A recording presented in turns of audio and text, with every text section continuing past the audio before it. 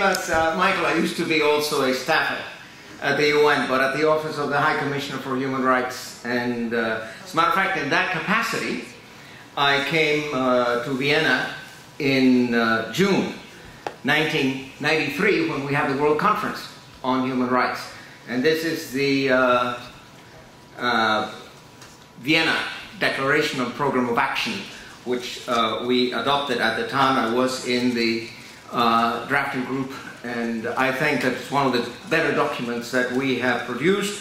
Last year I was again here in Vienna to celebrate Vienna plus 20, and we had panels on any number of important issues, strengthening the system of human rights promotion and protection, on participation, obviously, since you are concerned with democracy.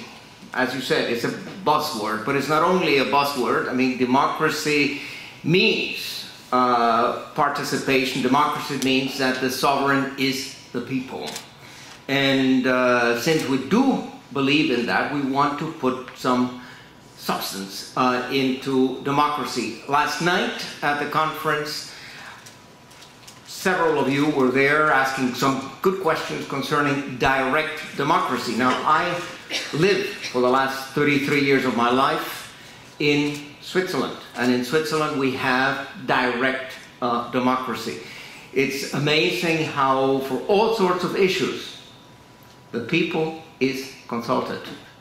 And that means important issues, should the Swiss become members of the United Nations.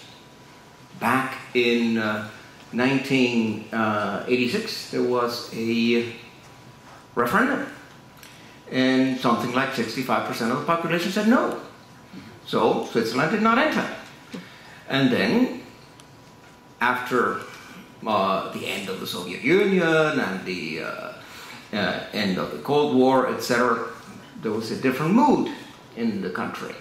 And we had a new referendum, 2002, and 54% of the population voted to join the UN. So you see, people are consulted, unlike in Europe, where the Treaty of Lisbon was adopted by parliaments, going right over the people. And those two countries where referenda were held, people voted against it. So there are problems with democracy. I think we can agree that the practice of democracy and the disconnect between power and people does erode the idea that the people are the sovereign. Now, as you may or may not know, back in 2011, pursuant to Resolution 18/6 of the Human Rights Council, a new mandate was created, and that is a mandate of the independent expert on the promotion of a democratic and equitable world order. Now, I think we all agree that the world order is neither very democratic nor very equitable. And we're never going to achieve that, but we're going to move in that direction. The idea is, what are the obstacles?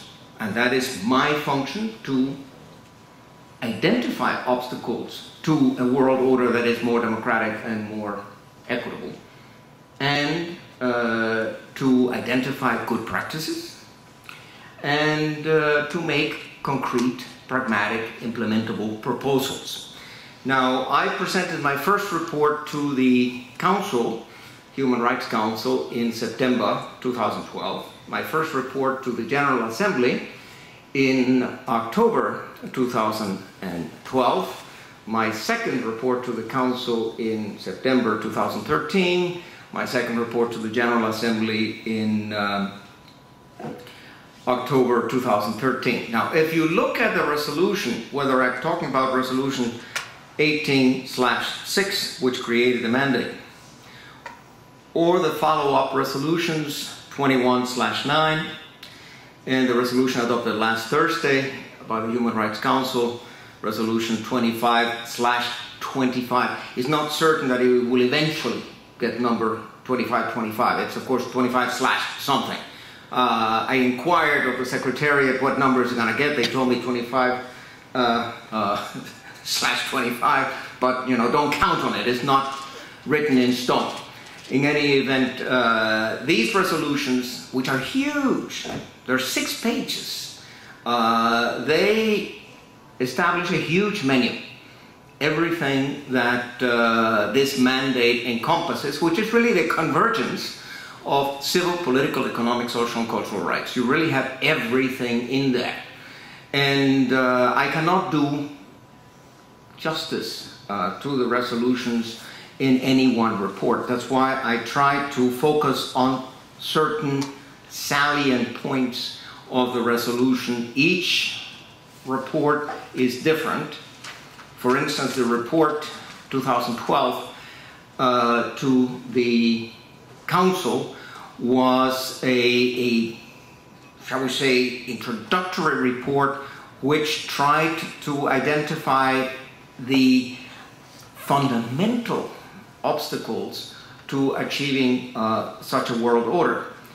But then I focused more in the report 2013 on the issue of participation. And participation is really the crux of the matter. Participation means consultation. And there should be a right to participation, not just lip service to participation. It should be real. And the Danish Institute on Human Rights has established last year, 2013, I'm rapporteur, a working group on the right to participation, and we have prepared a paper which we have passed on to the Human Rights Committee, because we're trying to persuade the Human Rights Committee to issue a general comment on Article 25 of the International Covenant on Civil and Political Rights. Now, you know the International Covenant on Civil and Political Rights, in its Article 25, sets forth this right of public participation. But essentially it's just the right to periodic elections, etc. And what is the reality? I'm an American. And the problem with representative democracy, whether in the United States, in France, in Germany, in Austria, is that you have parties, and parties have platforms. You might call the platform a package deal. And you are given the choice between 2 package deals. And it happens very often that you agree with 80% of the package, but you're very much against the other 20%. That's why it would be much better, and I made that concrete proposal in my report, it would be much better for representative democracies to expand on the possibility of referenda, listening to the people, the right to be heard. I, for one, as an American, consider myself disenfranchised. I did not vote in November 2012 because I was seriously against a number of items in the menu of Mr. Obama, and I was also seriously against a number of items in the agenda of Mr. Romney. So I felt myself, I cannot in good conscience vote for either one. And we have this 2-party system. And it has been said, and I'm not the first one to say it, that the 2-party system is only twice as democratic as the 1-party system. It has also been said that those who are elected do not govern, and those who do govern are not elected. Now, if those who do govern are not elected, who is actually governing us? the lobbies. We are lobby democracies, and lobby democracies are not democracies. What happens is that the citizen has the right to put a little X on a ballot box, and that is the extent of it. Because I can assure you, I mean, I send emails constantly to my congresswoman, and I send emails constantly to my senator. Do you think they give a damn about it? Do you think they ever follow anything what I or thousands of others do? I mean, there's all these petition sites. I keep participating in them just for the hell of participating in them.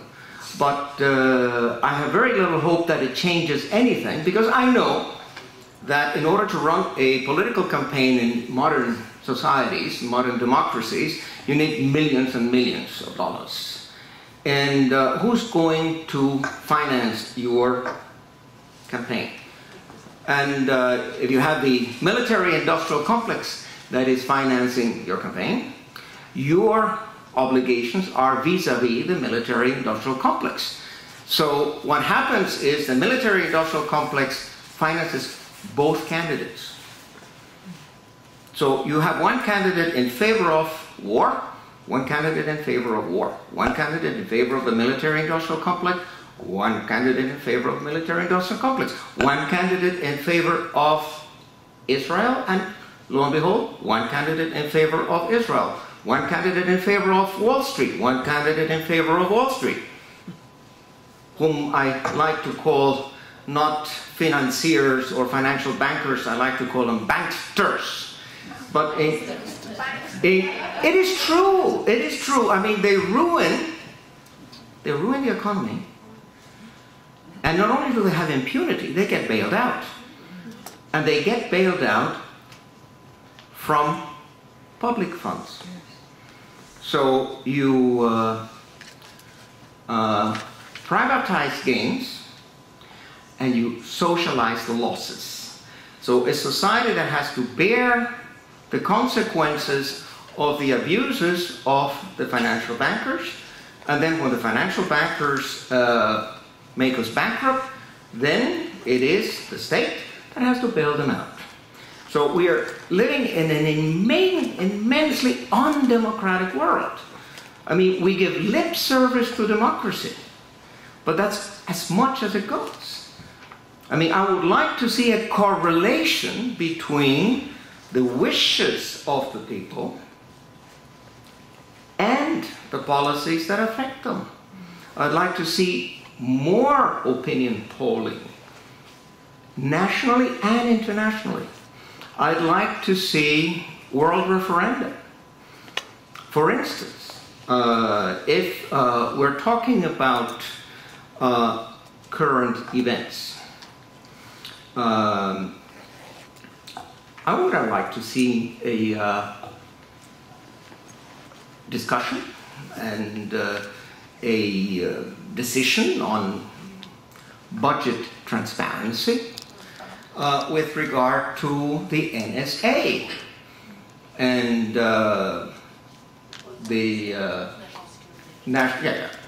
with regard to surveillance. You realize that I am paying through my US taxes, I am paying for 35,000 employees that look at emails and at what websites I visit, etc. Who in the population would ever agree that budget would allocate monies for that? Of course it's not discussed. Of course it's not subject to any kind of democratic debate. The same thing goes with war. If you had had a poll taken in 2003, in the months running up to the aggression against Iraq, you know that millions of Italians went on the streets in Rome and in Milan, millions of Spaniards went on the streets in Madrid and Barcelona, millions of Brits went on the streets in London and Manchester and Liverpool and said, we don't want war. The Security Council is seized of the matter. The Security Council has inspectors on the ground. They are doing the job of looking for weapons of mass destruction. We don't have to go and bomb the hell out of the Iraqis. Well, the democratically elected leaders, Silvio Berlusconi, Jose Maria Aznar, and Tony Blair, pulled their countries into a war clearly against the will of 80–90% of the populations. And we dare call ourselves Western democracies. We dare to call ourselves the good guys, and then we criticize others for being undemocratic. Well, I can hardly think of a more blatant example of a violation of democratic principles than the so-called coalition of the willing. Who were the willing? I mean, the willing were some elites in some countries that saw that geopolitically there was a lot of money to be made. And so what drove the war was this geopolitical and economic interest in exploiting the oil of Iraq and having a presence in Iran. Even if it cost us a $2–3 trillion for the American taxpayer, geopolitically we're there. And that is of importance. Now, I could talk, of course, hours on this, but I wanted to give you some more concrete proposals, because it's not just diagnosis. I mean, there are tons of diagnosis. Noam Chomsky has been writing the right stuff for the last 50 years, and he's not the only pundit who has analyzed the world situation correctly for a very long time.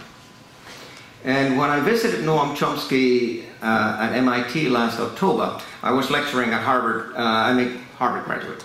And so I went to Harvard Law School, I was lecturing there, and after that I decided to visit Noam. And I asked Noam, how can you stand it? You have been writing the right thing for the last 50 years. You have been making the right diagnosis. You have made very concrete proposals how to solve this mess. How can you stand it? Nothing changes. Things get actually worse. And then he says, we do what we can, eh? That's all. That's all we can do. On the other hand, I have confidence in civil society. And there are very good developments. One of the functions of the special rapporteur is to identify good practices. And among the good practices, right there, this movement for a World Parliamentary Assembly or United Nations Parliamentary Assembly. What is the purpose of that? Is to listen to the people.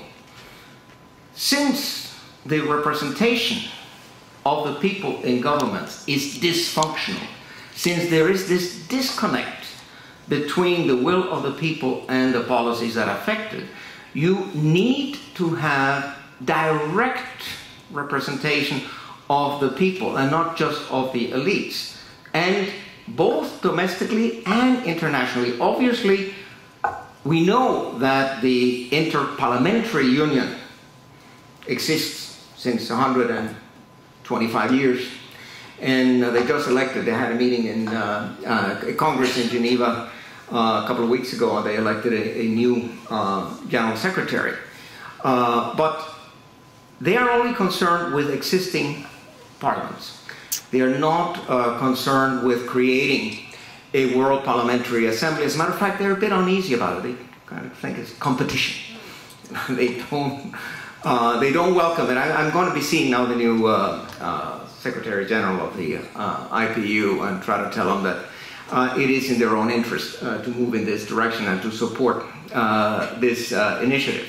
But I personally, I have read a lot about it, and there's not only the very good writings of Andreas Bummel, but there's a fantastic book that came out last November, published by the United Nations University, published by Professor Joseph Schwarzberg, for a long time professor at the University of Minnesota, and he lives in Wisconsin, and the book is called Reforming the United Nations. Of course, it deals with reform of the Security Council, which is very necessary, reform of ECOSOC, reform of the General Assembly. But one of the major chapters in the book is dedicated to the idea of a World Parliamentary Assembly.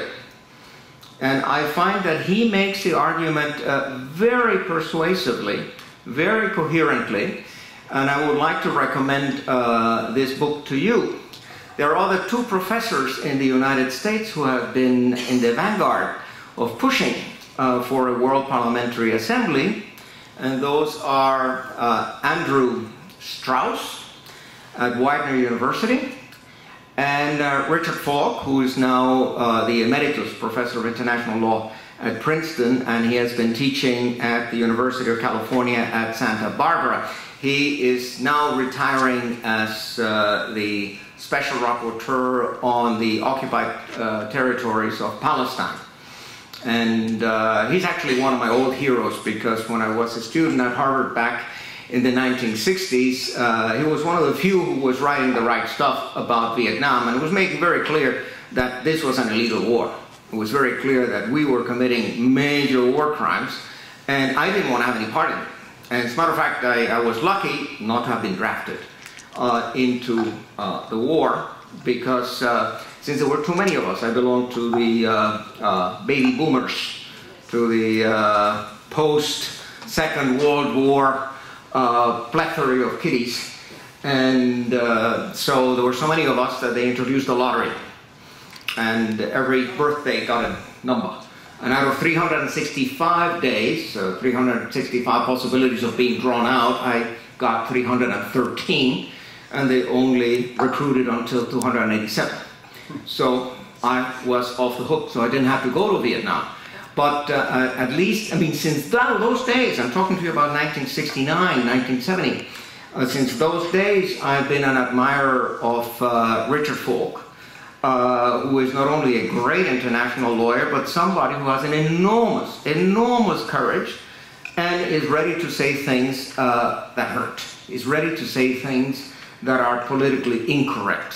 And he's willing to take the consequences, and he has.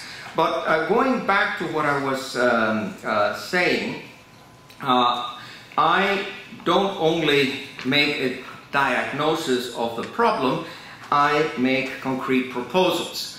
I don't know whether there's still any of the reports back there. I decided to bring a certain number of my reports to the General Assembly and to the Council and put them at the entrance. And in my report to the Council of last year, I made the following recommendations that I will read out to you that are of relevance to this meeting. And one of them is in paragraph 56A, which reads as follows. States should strengthen the rule of law and implement the principle of separation of powers. In particular, states should take all necessary legislative and administrative measures to make civil society participation in decision-making more effective. In particular, by allowing more direct democracy through the instruments of popular initiative, referenda, recall, and impeachment. Moreover, not only the law, but also the actual practice must be assessed. Empowerment of the public requires education programs on human rights, including the right to peace. Now, that was a recommendation to states. I also formulated recommendations to the Council itself, and in paragraph 57D, I say the Council should consider assigning to its advisory committee. You know, in the past there used to be the Subcommission on Promotion and Protection of Human Rights. 2006, the Commission on Human Rights disappears, and with it the Council, and then the General Assembly creates the Human Rights Council to replace the Commission on Human Rights, and then the Advisory Committee of the Council is then created to replace the subcommission. So I'm saying that the Council should assign to its Advisory Committee a number of studies, including a study on how a World Parliamentary Assembly may advance genuine participation. So here again we're putting the emphasis on participation. I also make the recommendation the Council should consider recommending to the General Assembly to bring specific legal questions concerning self-determination, war, peace, democracy, corporate social responsibility, and debt cancellation to the International Court of Justice for advisory opinions. I do think that the avenue of advisory opinions by the International Court of Justice is a promising one. Now, I also make recommendations to civil society. And in paragraph 58E, I say that civil society should make greater use of direct democracy where available, or demand that its representatives elaborate, discuss, and adopt appropriate legislation to facilitate public initiative, referenda, recall, and impeachment.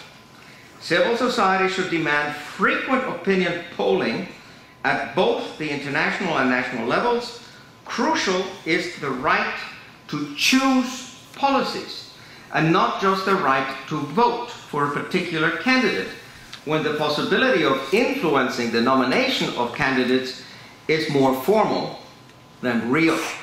That in my report to the Human Rights Council. In the report to the General Assembly, I make other recommendations. Sometimes they overlap with these.